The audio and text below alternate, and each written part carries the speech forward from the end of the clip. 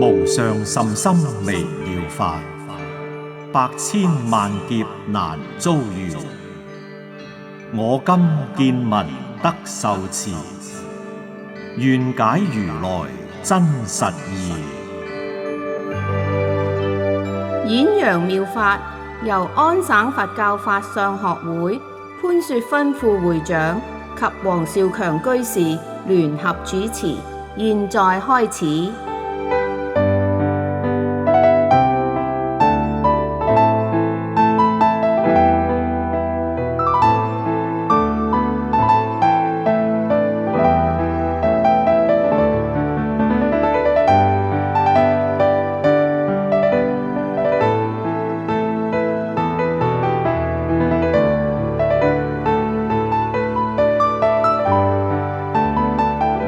各位朋友，大家好，歡迎各位收聽由安省佛教法相學會製作嘅佛學節目《演揚妙法》。潘副會長你好，黃居士你好。我哋喺佛教義理方面係講到大乘菩薩要修行六波羅蜜多。咁上嗰幾次，潘副會長已經詳細咁同我哋解釋過布施同持戒兩種波羅蜜多噶啦。咁第三種波羅蜜多又係乜嘢呢？第三個波羅蜜多呢，就係安忍波羅蜜多，舊譯係譯做忍辱波羅蜜多。安忍波羅蜜多嘅梵語係 Kshanti Paramita， 音譯呢係叫做羼提波羅蜜多，意思係指我哋內心能夠忍受外來嘅侮辱以及惱害，而唔起個憎恨心，唔單止對逆境我哋要忍，對順境呢都要忍嘅喎。可能大家呢都會聽過蘇東坡呢嘅故事噶。嗱，蘇東坡同阿佛印和尚呢，大家係好朋友嚟嘅。當蘇東坡有時寫咗啲偈，佢就會係拎去俾呢個佛印和尚呢，係睇下傾下偈咁樣。咁有一次呢，蘇東坡就寫咗一首偈，偈嘅內容呢，就係稽首天中天，毫光照大千，八風吹不動，端坐紫金蓮。佢寫咗呢首偈之後呢，覺得係得意之作，於是乎呢，就係使人呢係送去對岸俾呢個佛印和尚睇下。咁呢一個門人俾咗首偈啊佛印和尚之後呢，咁就翻嚟啦。咁蘇東坡就問佢：大師有咩講啊？咁個人就話：佢淨係講咗兩個字啫噃。佢話放屁。蘇東坡一聽到呢，就好嬲啦，佢心諗：你唔讚都好啦，點解話放屁啫？於是乎就叫人備船過江。點知過到江嘅時候呢，呢一個佛印和尚已經喺度等緊佢。佢話：我等咗你好耐啦。佢話：你仲話八風吹不動，一屁你就過江來啦。意思即係話呢，佛印和尚就覺得蘇東坡呢首偈呢，就講得高咗啲啦。佢就講八風都吹唔動，我就試下佢吓，係專登激佢嘅，話放屁。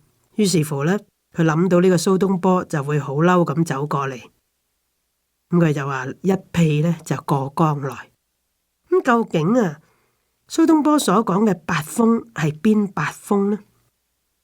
就係利、衰、毀、譽、稱、譏、苦、樂。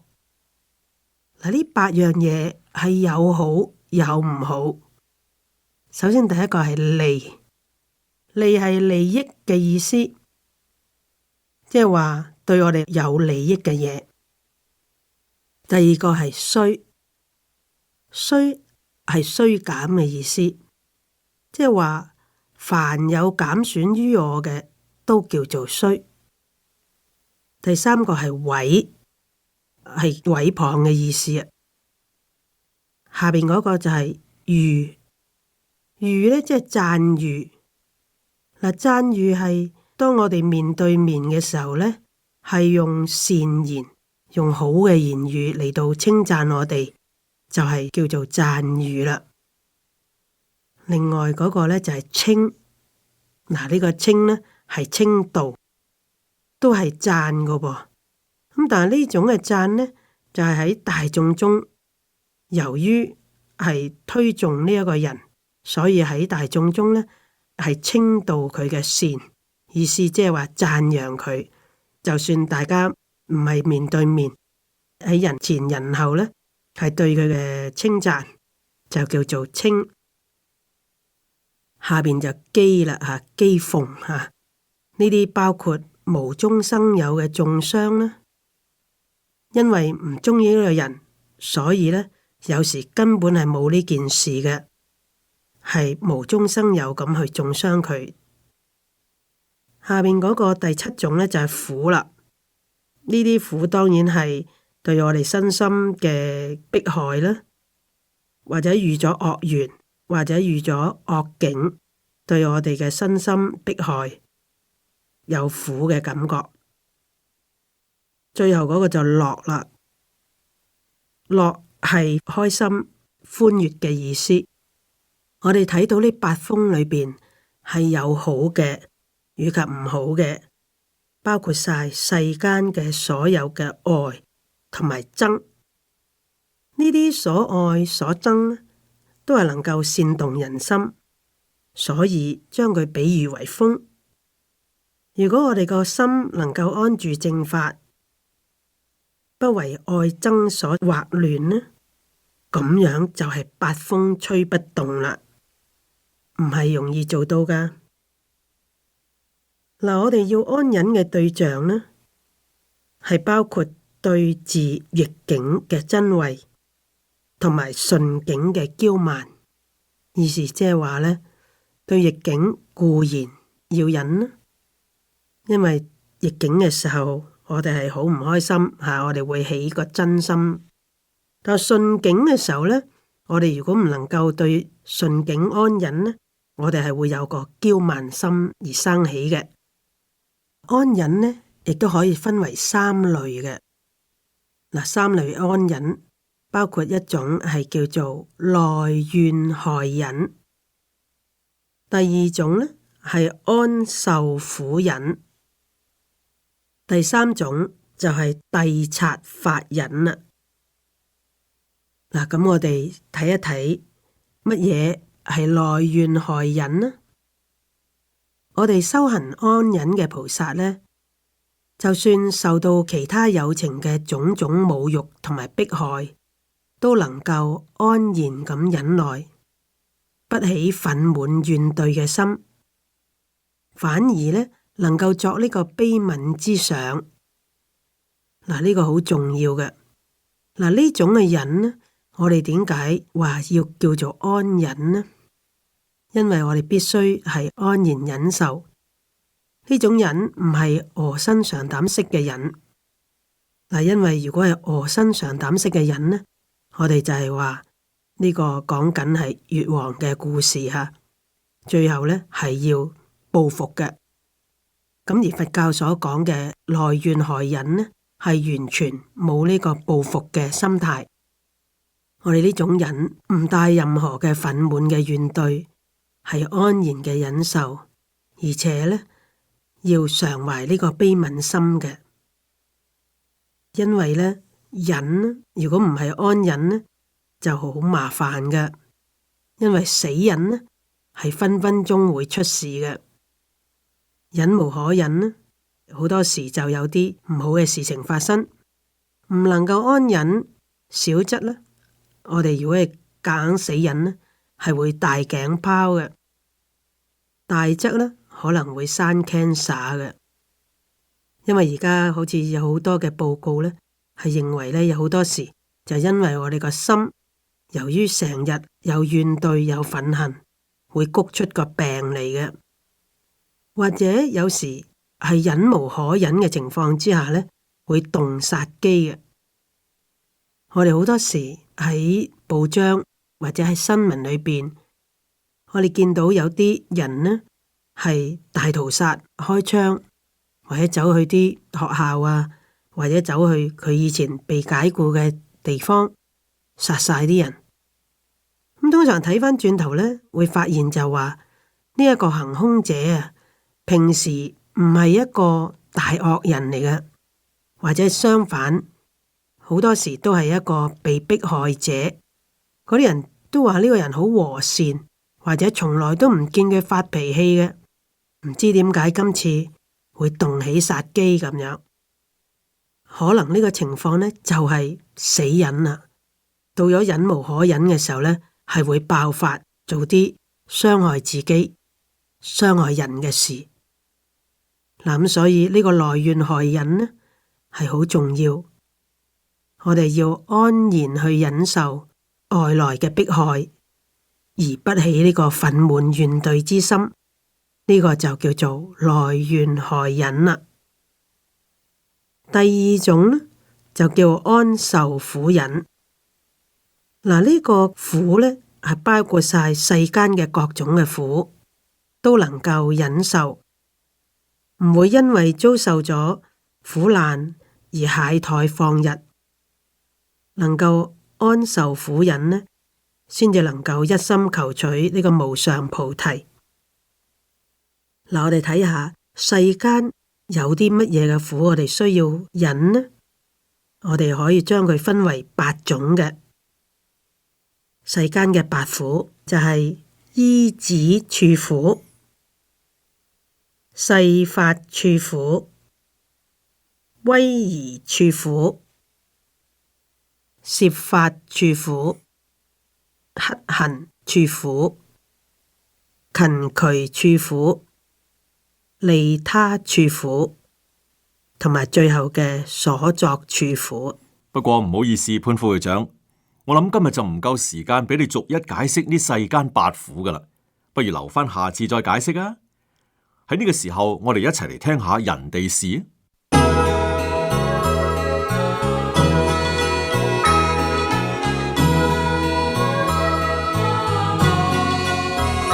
為你細說佛菩薩同高僧大德嘅事跡，為你介紹佛教名山大川嘅典故，專講人地事。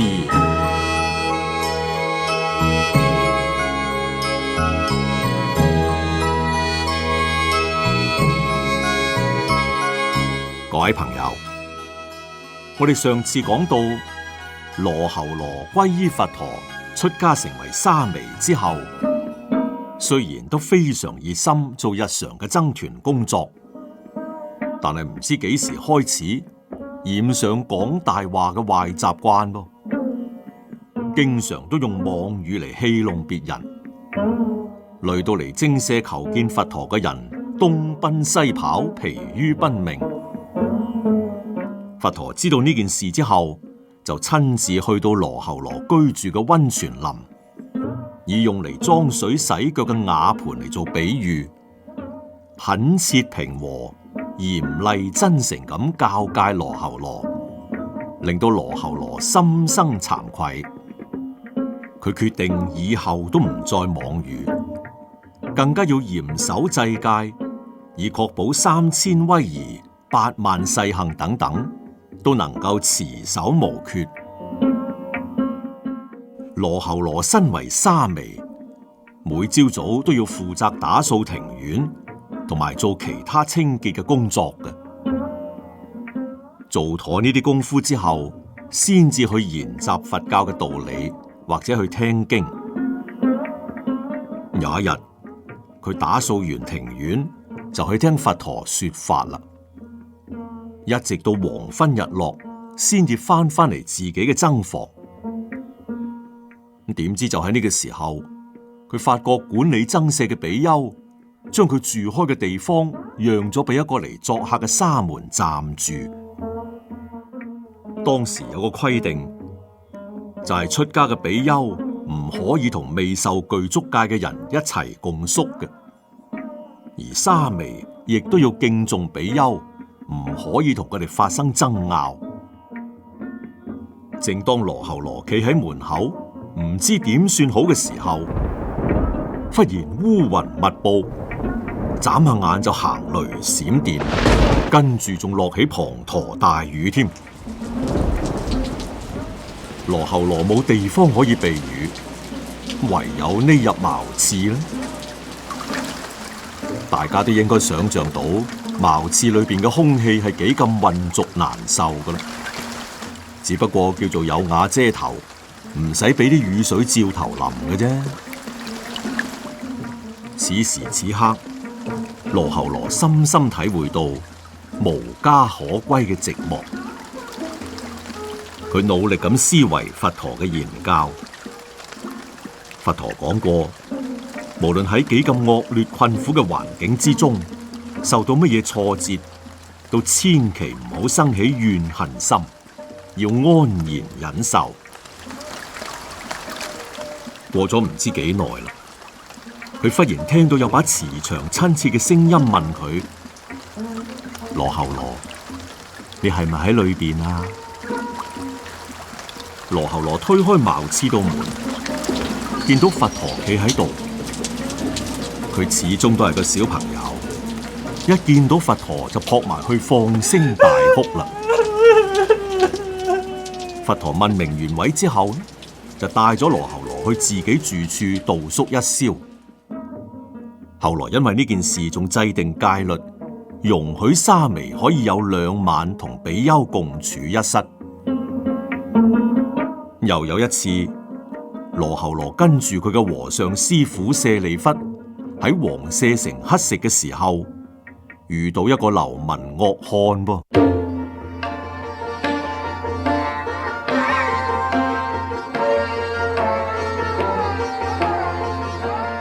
請呢位施主為出家人慷慨布施飲食。布施？乜嘢布施啊？施主，布施即係將自己有多嘅或者唔要嘅送俾別人。哦，咁啫係嘛？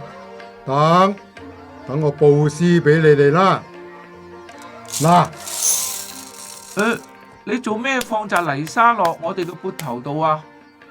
係你哋叫我將啲唔要嘅嘢布施俾人噶嘛？呢紮泥沙我呢家唔要啦，咪布施俾你咯。你算啦，羅睺羅，唔好同佢計較。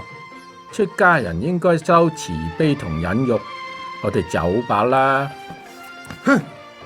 你哋啲所謂出家沙門，淨係識得叫人布施，自己又不是生產，搞到話修慈悲忍辱添係嘛？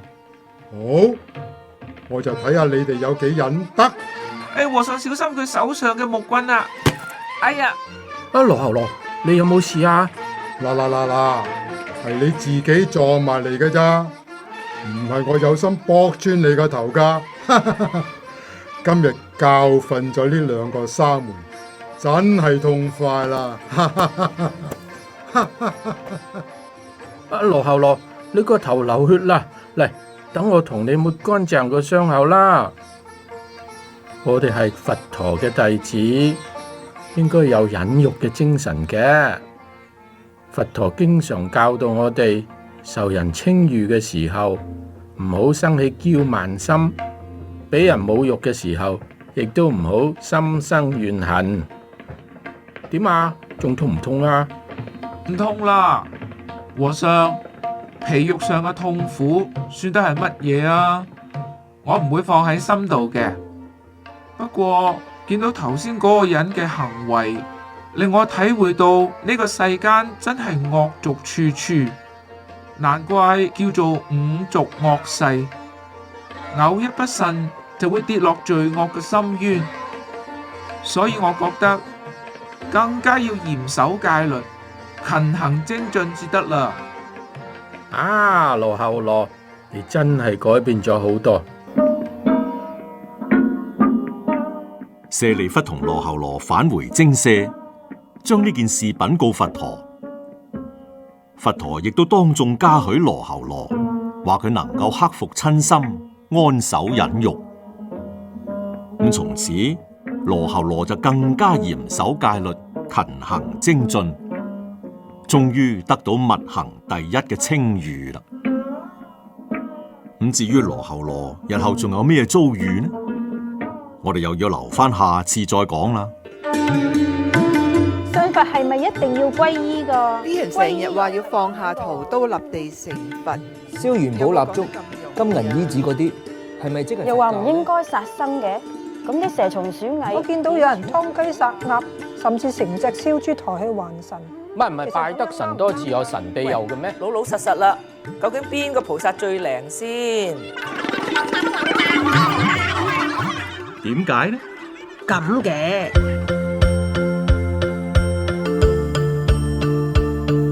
潘副會長啊，有位叫自己做煩惱的母親嘅朋友問我哋，佢話佢屋企嘅小朋友呢，經常都食剩啲食物喺個飯碗度嘅。咁佢自己就係佛教徒嚟嘅，所以相信因果。佢擔心佢嘅小朋友大個咗之後呢，將來冇得食或者係食唔到嘢。咁佢想知道應該點樣教導佢嘅小朋友先至啱呢？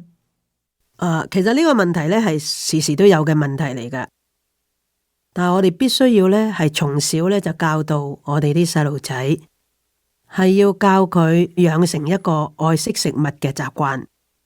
嗱，好似我哋嘅上一代，我哋嘅父母咧，大多數都會教導我哋要有衣食，要愛惜食物。中國係以農立國，我哋嘅父母嗰一代都能夠知道呢個盤中餐係粒粒皆辛苦嘅。嗱，因此咧會教我哋要節儉，唔好浪費，要愛惜食物。但係隨住工業嘅發達，大家都富有起嚟，一切嘅物資同埋食物咧都係豐富起嚟嘅。所以有時咧為咗排場，我哋請客出外食飯嘅時候咧，可能會叫多啲餸，於是乎就有餘剩啦。嗰啲就係浪費，俾啲細路仔睇見，耳濡目染，習慣咗，原來可以食剩嘢留喺個碗內嘅。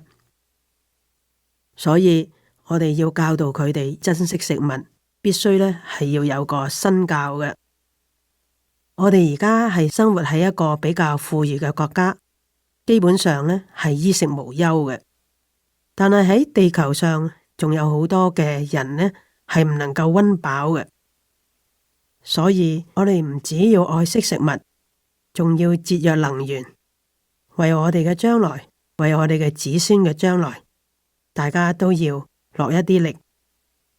由此引申，其實我哋應該要注意環保，為咗人類嘅將來，我哋唔應該污染空氣，更加唔好污染水源。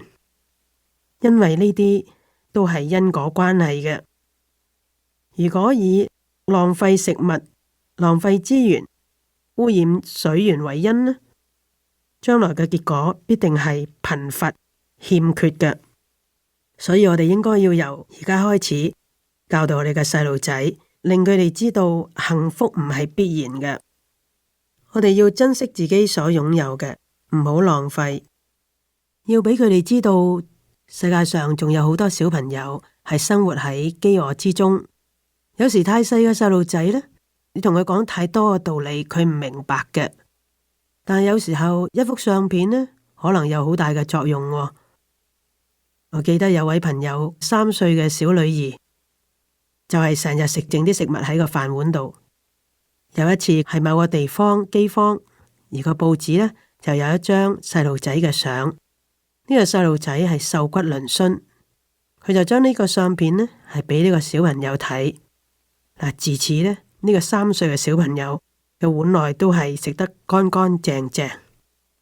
小朋友，如果你能夠令佢明白，佢會同意你所做嘅嘢係啱嘅呢，佢會根據你一樣做嘅。咁所以呢，由而家開始，我哋就要影響教導我哋啲小朋友。係要愛惜食物、愛惜資源嘅。唔單止要愛惜食物、愛惜資源，仲要愛惜光陰啊！因為時間真係過得好快，咁眨下眼，我哋嘅節目又夠鐘啦。如果大家有啲關於佛教嘅問題想問我哋，歡迎傳真到905-707-1275，或者係電郵到 bds2009@ymail.com。好啦，我哋下次節目時間再會啦，拜拜。